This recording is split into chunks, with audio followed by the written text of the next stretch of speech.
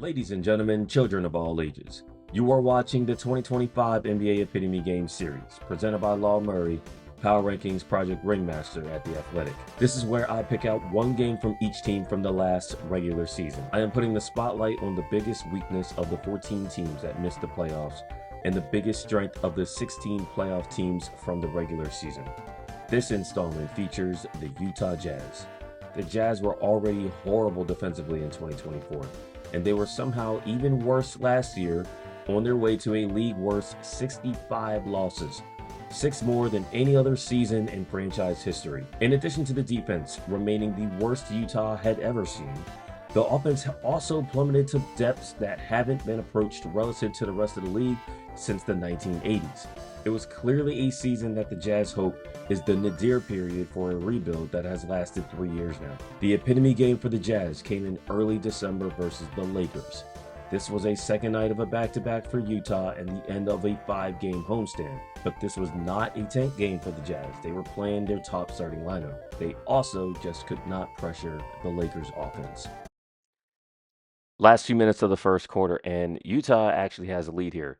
But as Max Christie crosses the timeline, no ball pressure. LeBron James, no pressure on the catch. Chin cut, the Lakers executed extremely well. LeBron James gets that pass through multiple bodies for a Christie layup. That was his 6th assist of the quarter. You always look for big swings in games like this. So the Jazz had a fast break opportunity. They wind up turning it over, and it leads to a fast break opportunity for the Lakers. Rui Hachimura, this is his 2nd assist of the second quarter, finds Anthony Davis here, and Utah wound up trailing at halftime.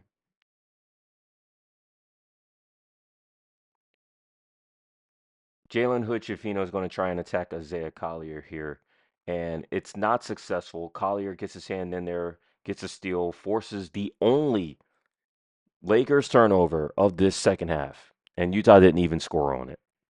I feel bad even featuring this game. The Jazz appeared to have a game-winning field goal, but they canceled it with a timeout.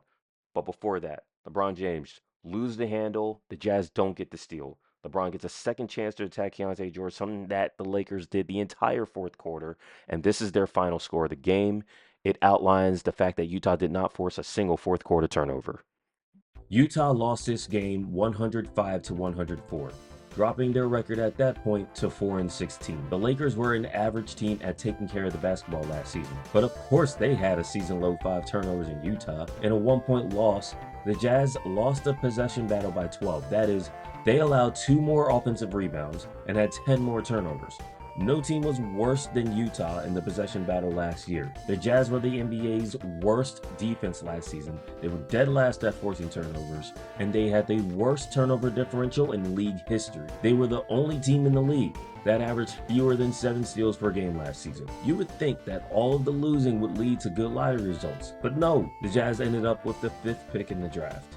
Small forward Ace Bailey was their selection, while the Jazz parted ways with veterans Colin Sexton, Jordan Clarkson, and John Collins. They say they're not tanking, but when Jusuf Nurkic is your top veteran acquisition, we'll have to see how serious they are when winter arrives in Utah. Stay tuned for the next installment of the 2025 NBA Epitome Game Series, featuring the Washington Wizards.